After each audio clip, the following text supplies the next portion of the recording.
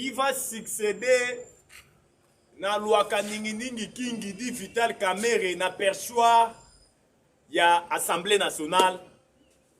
Toko eba yango, toko profiter na ko senga na ba Congolais de père et de mère. Pour pesa biso kombo ya muto yo, il faut remplacer Vital Kamerhe, Luaka Ningi Kingi, kuna na perchoir ya Assemblée nationale, parce que ba tractation c'est bandit déjà. Otine de la biso kombo, kaka lolenge kani Bible lobaka, la voix du peuple c'est la voix de Dieu. Tozana posa ba commentaire na bino. Tozana posa ya otine de la biso kombo ya muto, il faut remplacer le vieux caméléon Vital Kamerhe Luaka Ningi King. De bombardement chirurgical, et ils ont continué kuna Walikali par nos vaillants militaires, les FARDC. Le M23 a communiqué hier, suite à un bombardement chirurgical. En Congolais de père de mère, vous le savez très bien que sous pression américaine, le Congo et le Rwanda, Toyokanaki à partir il y a le 1er octobre. Je dis bien, le 1er octobre, et Zalaki à frontière, Toyokanaki était l'accord de paix qui avait été signé aux États-Unis d'Amérique entre le Congo et le Rwanda. Applicabilité na yango ezala au rendez-vous. Boyebi ke Rwanda azana ba militaire na awawa oyo adlobaka ba mesures défensives. Lokola ba Rwandais balukaka toujours à Libye, balukaka toujours likambu pona ko violaka intégrité territoriale en mboka na biso, il y a de cela 30 ans. Pona koyaka ko bomaka ba Congolais ko zwaka ba minéraux.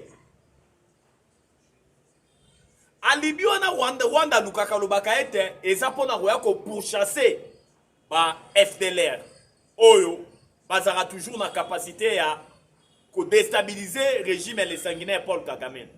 Yango bomoni na accord de paix cinéma ki na États-Unis, poto longo la prétexte wana, poto longo la Libye wana, biso Congo tolobaki boye. To ko anéantir ba FDLR. Bino pe Rwanda bo bimisa ba militaire na bino, c'est-à-dire bo longo la ba mesure défensif na bino. Mais tout le monde a qui le lingue kani. Sous pression américaine, Toyokanaki à partir il y a le 1er octobre, c'est-à-dire avant-hier. Applicabilité accord de paix autosignaki qui les États-Unis, Bisona Rwanda, et ça au rendez-vous. Mais le FARDC, on n'avait pas voulu baisser les bras. Dès le 1er octobre, Bisi Kanyoso Oyoyo, ba FDLR Bazali, Boebike, ezali na fief moko munene ya FDLR. Ezali kuna na Rutshuru. Fief wana ya ba FDLR na Rutshuru ezalaki bombardé systématiquement na façon moko vous n'aurez même pas l'idée par nos 20 militaires le FARDC. Mais chose grave et étonnante ba Congolais de père de mère. To kamwe koyoka banyanga la carte M23 na armée rwandaise ba leli ba bombarder ba position na bango na Rutshuru. Zokande zalaka na yango je ba FDLR oboka ba Rwanda balobaka ezalaka nde bango ezalaka nango je pona koluka Libye pona koluka prétexte ya koya ko déstabiliser partie orientale ya mboka na biso, parce que tolobaka yango la guerre de l'Est c'est une guerre oyo ezalaka na ba visée économique, ezali guerre oyo pona économie ya ezali guerre pour le survie économie rwandaise. Toko analysa ngwawa lolenge kani FARDC a bombardé na fief ya nini ya banani ba FDLR côté bo M23 leli armée rwandaise a leli ba bombarder ba position na bango. La diplomatie agissante à Tata Mokonzi Ekolo Fatou Beto, le chef de l'État toujours na mboka Belgique en train de recevoir ma délégation oyo bazwa kita comment on a été na pays à oncle Sam, pour les États-Unis d'Amérique, bah yé kolanda Tata Mokonzi Ekolo tina mboka Belgique pour fatia mbabango na Belgique. Tout ça, ça prouve à suffisance le Lenge Kani, notre pays le Congo est debout. Notre pays le Congo a repris sa place dans les concerts des nations. Sous Fatou Beto. Donc maintenant na maimata l'économie en mboka. Mikolo, notre front, le front congolais, est où tu peux reprendre Valère Nayango, Malembe. Mais il y a Essengozaliette, même si c'est une mesure conjoncturelle, limitée par l'État, mais ça y est motema parce que denrée à première nécessité et bandi ko kita. Talo ya biloko bandi ko kita. Tomoni lolenge kani. Sukali. Ekiti. Bakote mususu mapa ekomi ko kita. Bakote mususu tomoni même sac ya ciment ekiti. Mpiodi ekiti. Quiz ekiti biloko oyo. Oyo ezaka surgelé. Oyo batekaka na ba chambre froide. Mukolo lelo to assister na besi ya ba prix oyo esali sa yo motema na ba kongomani particulièrement na ba kinoise to ko analyser ngwana émission na biso mukolo lelo sans plus tarder. C'est votre humble serviteur na kombo Jonas Ngandu surnommé Charles Bonana. Toujours dans la chaîne Abisso Bomesanu. Kaka ndenge tolobaka. Tous ceux qui n'abino s'abonner massivement. Bonjour, bonsoir, cela dépend de l'ère à laquelle vous êtes en train de suivre notre émission. On ne cessera jamais de le dire pour l'amour du Congo. Tokokanga mon côté, car le Congo c'est le pays de nos aïeux. Le Congo c'est notre dénominateur commun. Tobotama ba Congolais, Tokokufa ba Congolais. Nani a remplacé Lwaka Ningi Kingi di Vital Kamerhe na perchoir ya présidence ya Assemblée nationale. Des tractations. Balobi poste wane fo ezonga kaka na INC. INC AA. Poste wana balobi il faut ezonga kaka na INC. Wana banani balobi bongo. Présidium ya union sacrée. O ngana benga ka union sacrée. Parce que biso tolobaka vérité. Na mona ka malonga te koya na présidium ya union sacrée. Parce que ezali bato yo mingi ba pona ko tondisa ba poche na bango. Baza na vision ya tata mokonzi ekolo te. Il y a le peuple d'abord. Il y a le salut du peuple et la loi suprême bazali na yango te. Nani a ko remplacer Vital Kamerhe na présidence ya Assemblée nationale. Il faut kaka muto uta na INC ba il faut kaka muto uta na est ya mboka na biso pona ko respecter géopolitique, partage géopolitique. Ou bien il faut muto uta côté mususu. Ba Congolais de père et de mère. Toko spéculer le loté, toko loba mingi te. Mais to sengi na bino bo commenter. Bolanda ba information na biso na ba etandoike partout. Vous êtes Congolais de père et de mère. Boyebi nani yango ba koye ko tchai wana. Oya kozala loyal à l'égard ya tata mokonzi ekolo Fachi Beton. D'abord oya kozala loyal à l'égard ya mboka na biso le Congo. Oya kozala loyal à l'égard ya tata mokonzi ekolo Fachi Beton. Toza na posa ba commentaire na bino. Otinde la biso ba kombo. Ya muto il faut remplacer Vital Kamerhe na perchoir et Assemblée nationale. Mais Bible et lobby, la voix du peuple, c'est la voix de Dieu. À travers ma commentaire nabino, ma kondi ba elandaka, ma chaîne nabiso oyo. Même tata mokonzi ekolo Fachi Beton, elandaka yango. Toza na pose ya ba commentaire nabino, bopesa ba kombo, bopesa kombo ya mutoyo, oya kozala loyal d'abord na mboka na biso Congo. Et puis oya kozala loyal na tata mokonzi ekolo Fachi Beton. Après des missions à Lwaka Ningi Kingi, dit Vital Kamerhe, ba kombo ezo circuler partout. Mais to boy ko ça la publicité, ya batu awa. To lingi binonde, bo ça la biso publicité. Ya muto boza na po na po ça remplacer Vital Kamerhe, Lwaka Ningi Kingi. Pour ne pas s'éterniser na lolenge kani ba tractation ezali ko ça les makuma na Assemblée nationale. Même na présidium ya union sacrée makombo ezali koya ngai fona za la président ya Assemblée nationale soki ngai na komi président te na koko isa ville tel na est chantage na chantage mais avant pouvoir discrétionnel à tata mokonzi ekolo Fachi Beton ça là ba kongomani de père et de mère à travers vos commentaires botika kombo ya mutoyo il faut remplacer Lwaka Ningi Kingi di Vital Kamerhe. Ma Congolais de père et de mère, tout a qui assister à la condamnation Il y a Hippolyte Kanambe alias Joseph Kabila, Tata Mokonzi Ekolo Yakala, un Rwandais placé au sommet de la République démocratique du Congo. Tout le monde a le notre pays était déstabilisé tout au long de la reine naye. Tolobaka yango te kaka pona koloba. Même dans le poto balobi, il n'y a pas la lumière sans l'avenir du passé. Dans le cas congomais, mais Kabila ça a pouvoir il y a de cela plus de 5 ans. Mais pourquoi Botanga Kombo na toujours? Pourquoi toujours Bolobelaka Makamnae? Mais ba Congolais de père de mère. Pourquoi Totanga histoire na bakelasi? Histoire. Pour la biso lolenge kani ba koko na biso batambola kama be. Pour biso te ba lolenge kani ya kotambola malamu. Mais après, avant Fachi, nani a dirigé Kimboko? C'était Hippolyte Kanambe alias Joseph Kabila. Mais il faut tous se référer toujours naïe. Même il faut na kolaksa Fachi betote. Tala bisiko yo Kabila tambola ki mabe. Yo tambola boy. Pour retomber na même erreur yo Kabila salakate dans le passé. Tant que le Barakembo Kanabisio Zalaki affaibli sous Joseph Kabila. Tous même sur le plan économique. Kabila a tiré le Fachi Beto budget à combien? Il y a 4 milliards de dollars. Un pays en dimension continentale avec un budget de 4 milliards de dollars. Y compris les appuis budgétaires. Appuis budgétaires, les années, mon solo, Bapayamatindaka. Oyaka pour renforcer le budget. Kabila a fini pendant 18 ans en embargo. Notre armée ne pouvait pas se procurer des armes de dernière génération.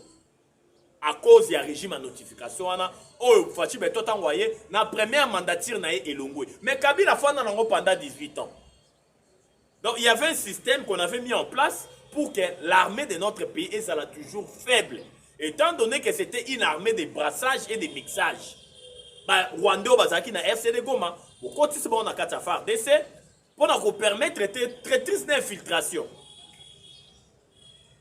Tolobate, pas Congolais de père de mère.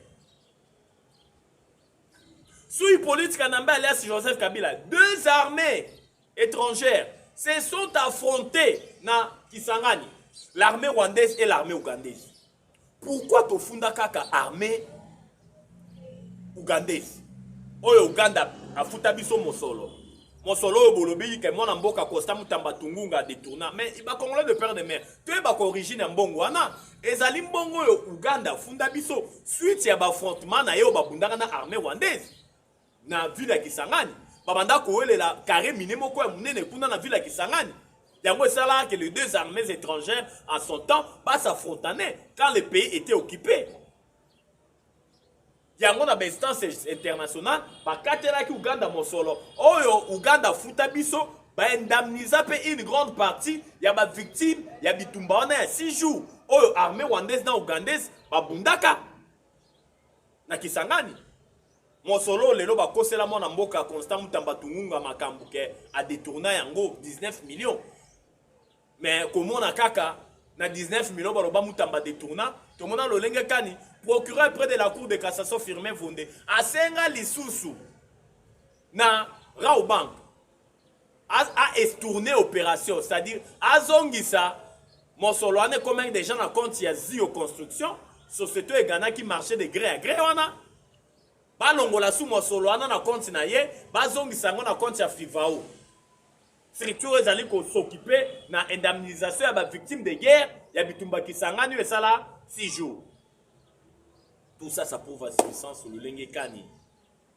Kabila il fallait qu'il funda na Rwanda na Uganda. Pour bangomi balé ba armée na bango de bunda maka. Ba bundaka pendant 6 jours. Oh 2000 Congomani ba kufaka. Mais Kabila étant donné qu'Azalaka Rwandais a fundaka ba Ougandais, a épargnant ba Rwandais. 60 millions chaque mois Rwandais ko pesa na Rwanda. Buyebi. La frontière na biso ezalaki poreuse, ezalaki à la merci à l'armée rwandaise. Bakokota air nyon surtout balingi. Signature accord wana esalemaka kuna na Rubavu. Na présence ya président nigérien honoraire Obasanjo. Air wana mutazaka ministre affaires étrangères Raymond Chibanda. Boyebi histoire, tolobaka nous devons connaître l'histoire à ne pas l'oublier. Tant que le président Obasanjo zotuna nani Raymond Chibanda mais c'est le ministre des Affaires étrangères. Accord au bozo signé na Rwanda. Il y a qu'on permettre na ba troupes rwandaises ba kotara na ba frontière na bino tuno surtout à est. Est-ce que mon continent bino Kabila Tangwana Joseph Kabila, il avait eu le temps de pouvoir lire et de relire cet accord. Raymond Chibanda Zong Sabi Iyo. Président Kabila toi qui était à Kotanga et puis à relire.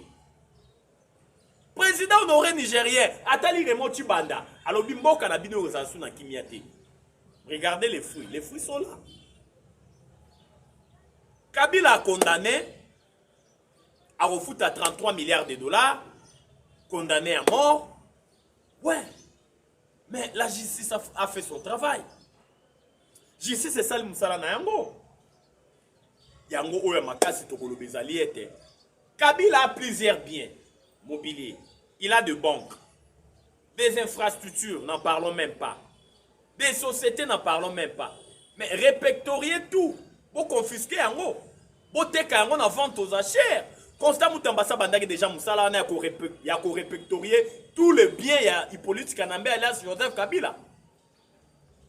Bon, mon sika, ba nuit judiciaire à Constant Moutambeuti. Quelque part, ils ont un procès Hippolyte Kanambe alias Joseph Kabila, procès Corneille Nanga. Et puis, la bancarisation des frais judiciaires. Plus question de Maboko Banki entre le justiciable et le magistrat. Nous sommes comme les Canabank. Il y a un bon même budget, il y a un bon même mon solo ministère il y a justice c'est Kotisaka. Oh bah tiela assignation à Kotisaka autant. Depuis Constant Moutambaya, c'est pour la toute première fois ministère de la justice et Kotisa mon solo koleka oh bah ebisaki à Kotisa. Oh ezala qui prévu. Il est allé au-delà des assignations. Tout ça ça prouve la suffisance sur le Lenge Kani. Musale Salema qui toko kuna. Tant mwana mboka Constant Mutambatunga azalaki na ministère de la justice. O apesa ki ba kongomani une lueur d'espoir. Hippolyte Kanambe alias Joseph Kabila condamné. En grosso modo, o biso ba kongomani toko senge zali ete kinga kati. Bateka ngona vente aux achères. Boyebi ke na kinga kati na se kinga kati za na bloc pétrolier, ba congolais de père et de mère. Il y a un bloc pétrolier. C'est Kingakati. Moulaïna Mounena Kingakati Toé Bakati. Et Kendati frontière na Angola. Un individu. Comment vous pouvez hectare ya minene le lenge kanywana. O ezali ko représenter na bamboka misusu. Mboka mobimba. Na meke ko lande les formations. Na lande les formations na lande li. Tu veux comprendre que Bomoni munene na Kingakati, eza munene mona Djibouti. Djibouti ezali na kati Afrique. Munene o Kingakati eza nango. Munene moko na mboko Djibouti. Là presque approximativement la même superficie avec Djibouti. Botala elbele ya munene ya ba hectare ya territoire Kabila zwa na Kingakati. To sengina nous d'abord Kingakati ezonga na maboko ya l'État, biloko to eza na kati ya Kingakati ba teka yango vente aux achères pona ko indemniser ba kongomani bakufi na est ya mboka na biso. O armée rwandaise na le M23 babomi. Na lobaka yango le commandant suprême du M23 c'est Hippolyte Kanambe alias Joseph Kabila. Ça dit le commandant suprême adjoint. Le commandant suprême général, c'est le sanguinaire Paul Kagame, suivi des Hippolyte Kanambe et Joseph Kabila. Qui finance les M23? Bateau Amani. Na Est, tous na bateau mo wabengaka bateau Amani, il y a Joseph Kabila. Baota kokanga yango na manduki na kati. Et ceux qui ont ravité le M23. Et les cas qui na mayo babengi Kalemi. Bato bakanga ki yango ezalaki ba Tanzanien. Bata na kati ya bateau Amani ya Joseph Kabila manduki destination kuna na ba Uvira pendant que nous renforcer les M23. Mais le quoi ensemble na biso azalaka congolais Yankuku azobimisa yango na poisa parce que Congo tolobaka soki nzambe te ah non to éviter le lenge kandi mboka na biso linga ezala nzambe na biso le roi azalaka congolais yango épargnaka biso na mabe nyonso o ba inya Congo bazali kotia pour na ko déstabiliser mboka na biso. Yango to moni lo lenge kani. Ba complot, ba plan na bango nyonso. Et ezali ko zala étaler toujours sur la place publique. Yango moni. Milelo na milelo. Bon, tout na lelo Joseph Kabila Zawadi. Vous ne pouvez pas caïna. Sans domicile fixe, sans pays fixe. Tantôt na Côte d'Ivoire, tantôt na Namibie, tantôt na Zimbabwe, tantôt na Afrique du Sud, récemment na Congo Brazza. Bazali ko senale biso ete kala mingi te pas en Angola. Kala mingi te ba bien en Angola. Parce que tous les plans ba agenda caché na bango nyonso ba échouer lamentablement. Tu es bisaki bango. Zambe na biso azala ba congolais. Zamba so continuer kolongisa biso ba congolais. Il n'a jamais le développement là où il y a la guerre pour ne pas s'éterniser dans la condamnation et politique Kanamba là Joseph Kabila. Des bombardements ont été effectués. Vous savez que sous pression américaine, les Congo et le Rwanda Toyokanaki à partir du 1er octobre 2025, c'est-à-dire avant-hier. Applicabilité, il y a accord de paix au cinéma qui pour les États-Unis entre les deux ministres des Affaires étrangères congolaises et rwandais. Accord Rwanda et cinéma qui les États-Unis, il fallait qu'il application nango et banda le 1er octobre. Rwanda il fallait qu'il ait la mesure défensive, c'est-à-dire abimisa ba militaire na ye na mboka na biso bazonga na mboka na ye. Biso pe il fallait qu'il banda ko anéantir ba FDLR au Rwanda a violé toujours intégrité territoriale na biso ya de cela 30 ans sous prétexte que na yaka kolanda ba FDLR na est ya République démocratique du Congo. Tolobaki ba pona kolongola prétexte wana hein, ça va. Quand bien même ba FDLR ba yé na Congo ba koti na est ya mboka na biso depuis 1994. Lelo baza sur la capacité de déstabiliser le régime et les sanguinaires Paul Kagame parce que beaucoup d'entre eux basi ba vieillir mingi ba koufi baza sur la capacité à déstabiliser régime et les sanguinaires Paul Kagame te kuna na mboka na bango na Rwanda. Le FARDC pour respecter l'accord de paix signé aux États-Unis d'Amérique au balobaki applicabilité dans banda partir le 1er octobre. Nos voyants militaires bakomaki déjà boyebi ke ezana ba fief pe oyo ya ba FDLR o ezali na Rutshuru. O armée depuis avant-hier abandonné déjà ko bombarder. Pour na ko traquer bango par la force avec des bombardements chirurgicaux. Mais chose grave et étonnante, des bombardements qui ont été effectués avant-hier.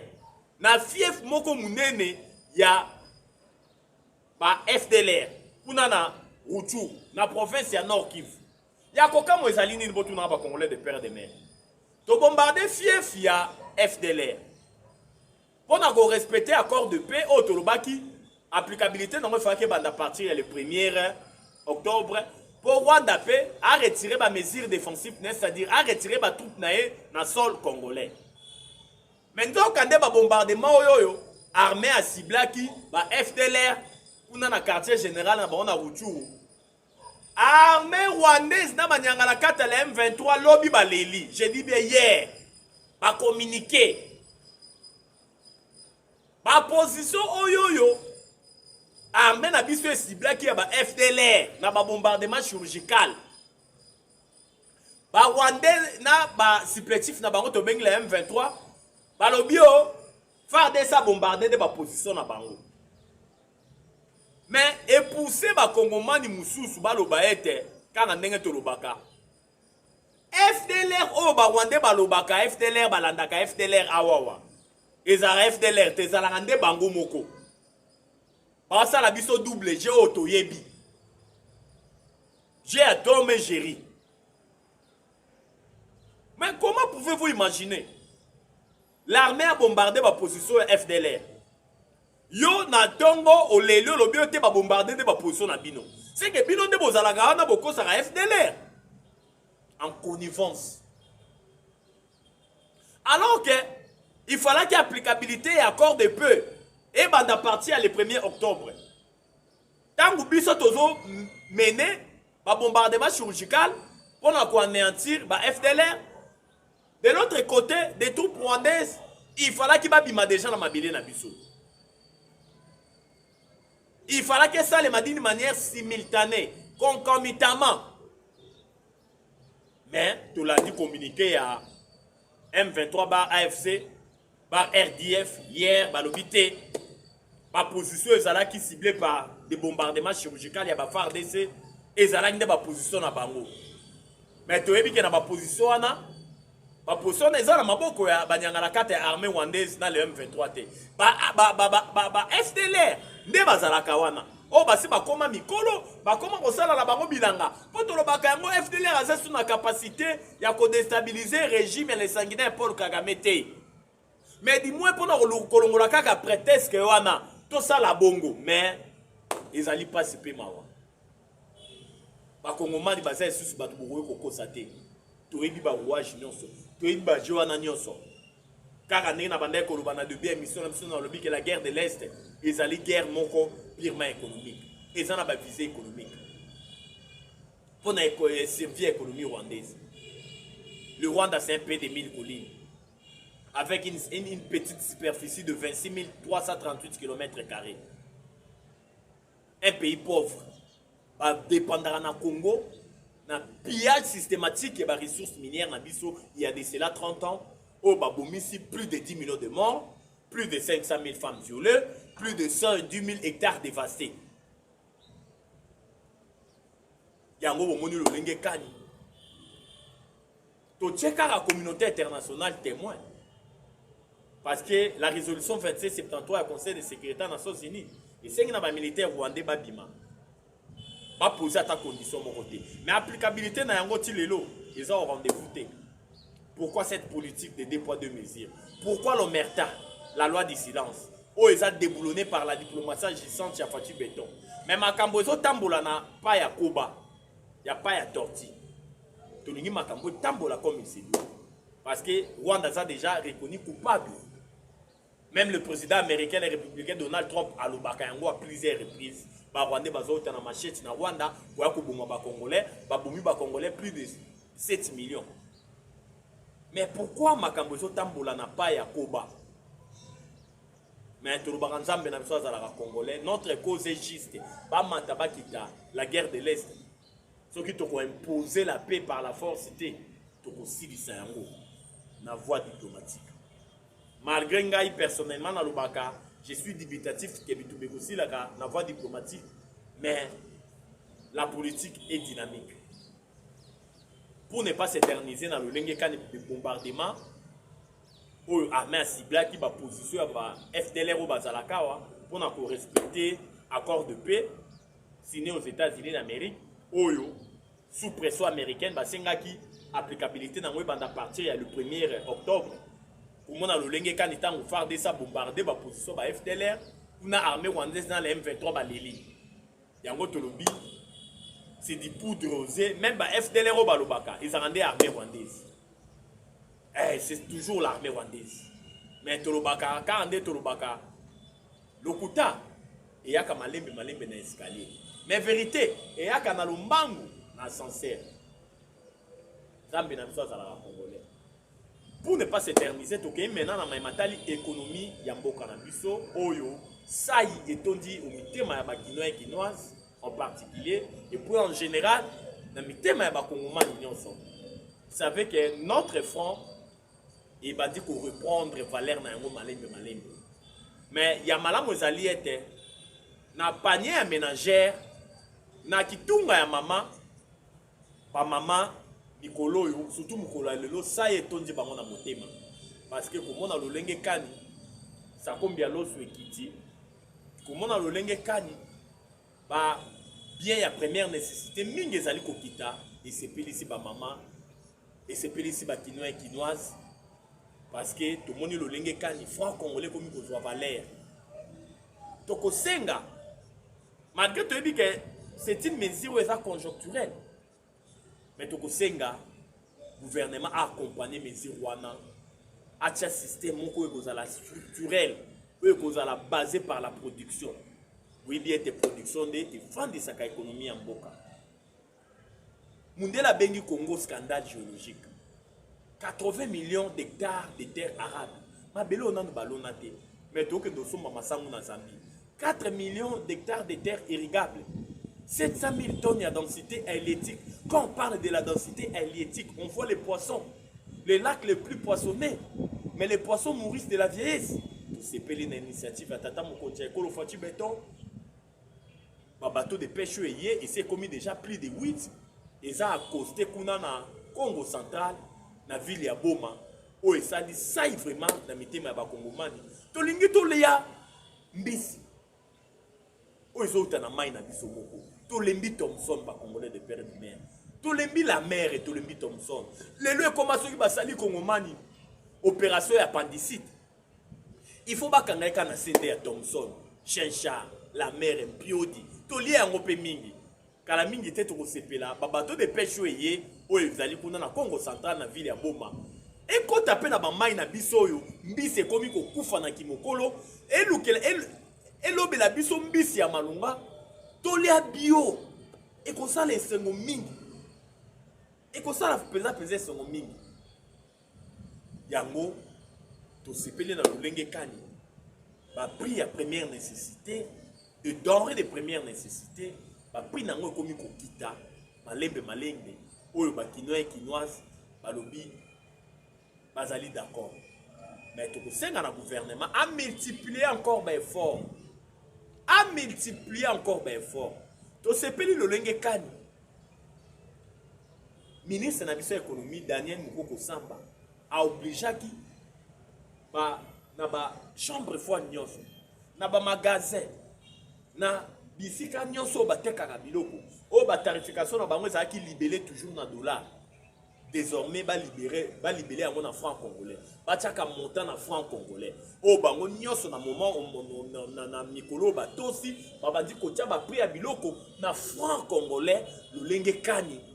Ministre de l'économie a bimisaki arrêté pour baïté plus question pour libérer biloko na dollar pour dia biloko na monta na dollar et désormais nous sommes comme en franc congolais yango nous sommes tous les alliés pour pesa et c'est mon makasi na lolenge kani makambo ezali ko kine na mboka na biso tata mokonzi ya Ekolo Fati Béton to chité na yango toujours na mboka Belgique en train de recevoir des délégations partout. Mingyo bakoya kokutana na mboka États-Unis te balandie ti na Belgique pour bakutana na ye. Tout ça ça prouve la suffisance de l'Ingekan de notre pays le Congo est debout.